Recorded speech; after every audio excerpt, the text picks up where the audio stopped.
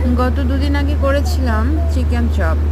এই চিকেন চপটা বানানোর জন্য কিন্তু আমি চিকেনটা কিমা বানাই নাই। আমি চিকেনটা হালকা একটু ভেজে নিয়ে সেটা একটু ম্যাশ করে নিয়ে তারপরে আলুর সঙ্গে পেঁয়াজ আরও যেসব উপকরণ লাগে সব কিছু দিয়ে এটা আমি ভালো করে কষিয়ে নিয়েছিলাম শুকনো করে। তারপরে কিন্তু আমি চপটা গোল গোল শেপ করে ডিমে চুবিয়ে তারপরে ব্রেড ক্রাম্ব দিয়ে মুড়িয়ে ভেজে নিয়েছিলাম। এই চপটা আসলে খেতে অনেকই মজা।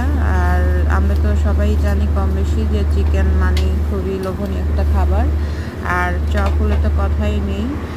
এটা সত্যিই খুব মজার একটি খাবার এবং আমি খুব তাড়াতাড়ি হয়তো রেসিপিটা দিয়ে দিব। আশা রেখে আপনাদের ভালো লাগবে। আর চপটা আসলে এমন একটি জনপ্রিয় খাবার যে আমাদের বাঙালিদের আসলে যদি নাস্তার কথা বলতে হয় তাহলে আসলে চপ, সিঙ্গারা এই দুইটার কথাই হয়তো বা এবং পেঁয়াজু এই তিনটা খাবারের কথাই আমাদের মনে বেশি আসে।